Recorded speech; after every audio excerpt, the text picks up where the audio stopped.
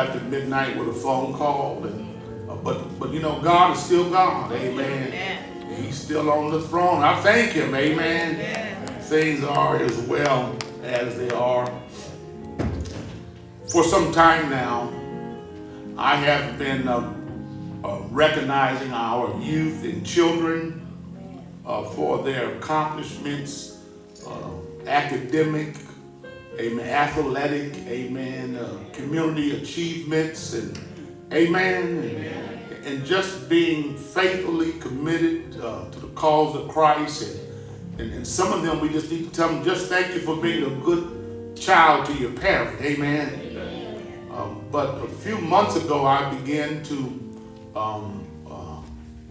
recognize that it just began organically recognizing some of our adults. Amen. You know, children become adults. Amen. And, last month, we recognized and honored Sister Deborah Obi. Amen. Amen. She has been working for the city of Los Angeles for 75 years. Wasn't quite 75. Almost 80. She says almost 80 years. Amen. Amen. A long time. 40, almost 45 years. Amen.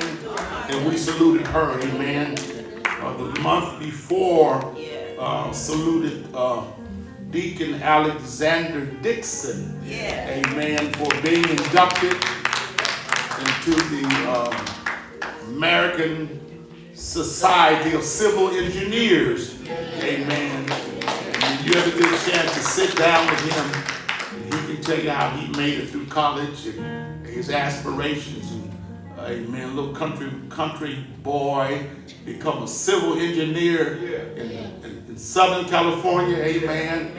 Amen.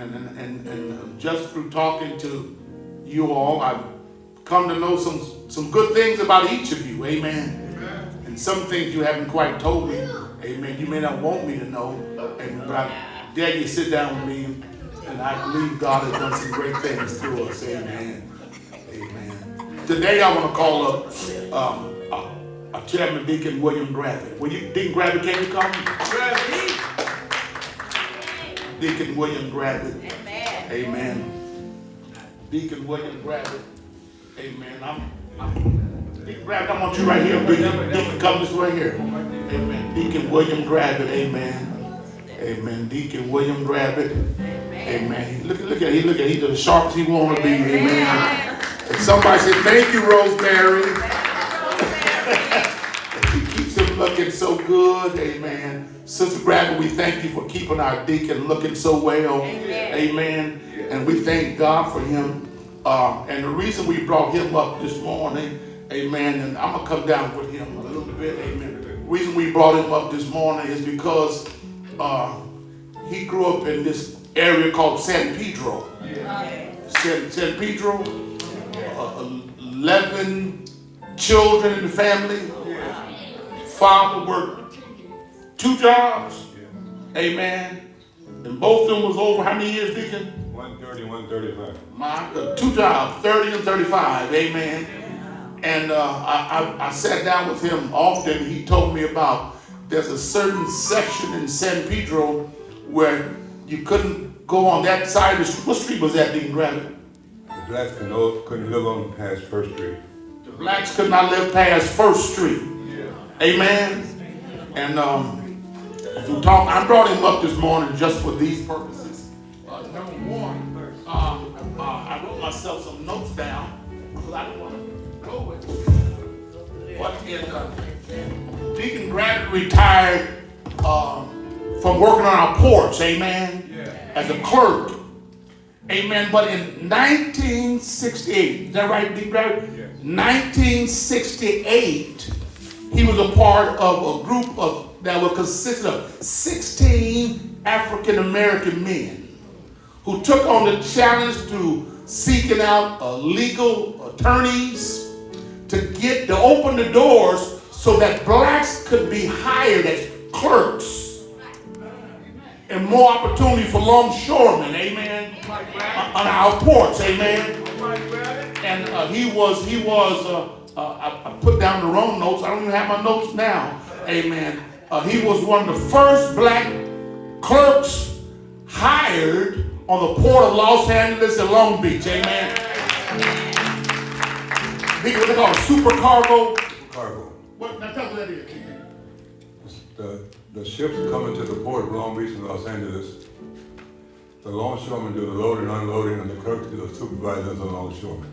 Amen. So I want to salute Deacon Grant for opening the doors. Amen. Paved the way for many of our young people who are getting jobs on our ports as longshoremen and clerks. Amen. Amen. They wouldn't let them into the ports to work in those positions in those days. But thank God for that. Now you can go on YouTube, and you can look on YouTube on the history of. I wrote it down myself. I probably missed it. I got it right in front of y'all. The history of Port of Los Angeles, oral history by William Grafton. Amen. Wow. Amen. And we'll give you the link that you may find that. Amen. And watch this.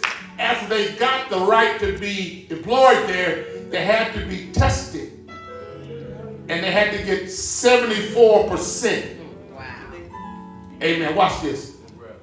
Deacon Grafton, brother got 100%. Deacon Grafton got 98%. Amen.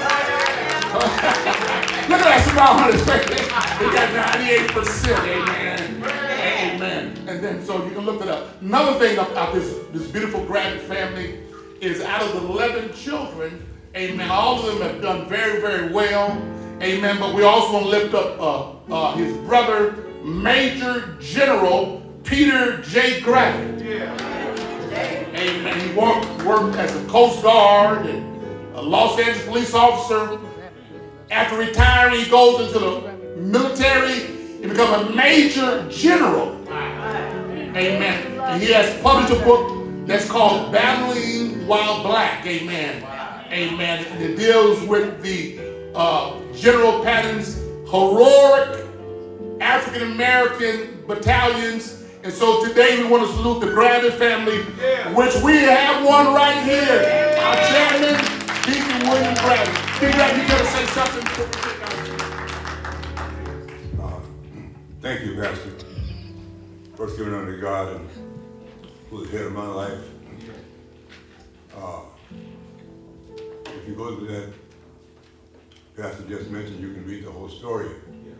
It's on the waterfront, you have to have a sponsor to be. It's one of the most lucrative jobs, blue collar jobs you can have. And of course, there were no blacks, so we could not get a sponsor. So I went to an all-white school in San Pedro. In my class, I had 3 black girls, and I was the only black male. So they had to hire 16 blacks, and they said, well, we want the 16 blacks who went to school with our sons and daughters. We know they're all right. That's how we got to They only had 3. In his class. So they called us up and said, you want to be a Marine clerk on the waterfront? I told them, I said, no, I don't want to be a Marine. I've already been in the Army.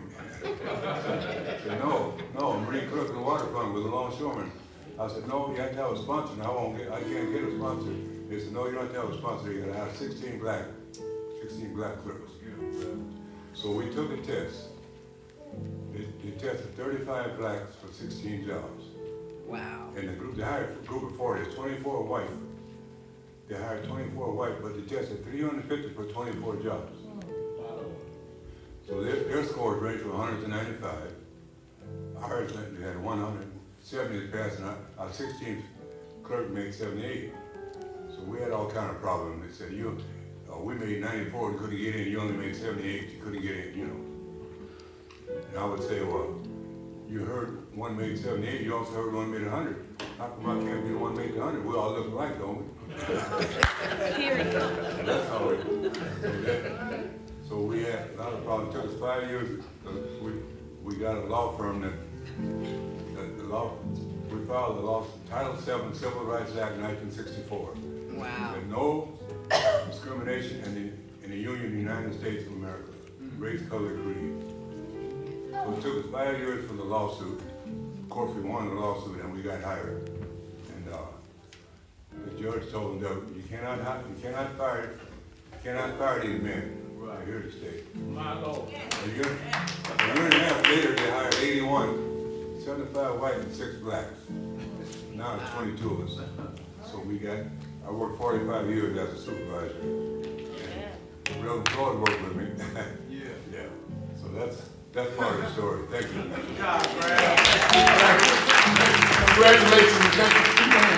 Thank you for serving. Amen. Amen. We want to continue to recognize we got some awesome people in our church. Amen. We got some awesome people in the church from the pulpit to the door. And if you have a story that can encourage somebody along the way, don't hesitate to call the church office. Amen. I don't care if it was you started a lemonade stand. Amen. Whatever it is, it's going to help somebody. Amen. Amen.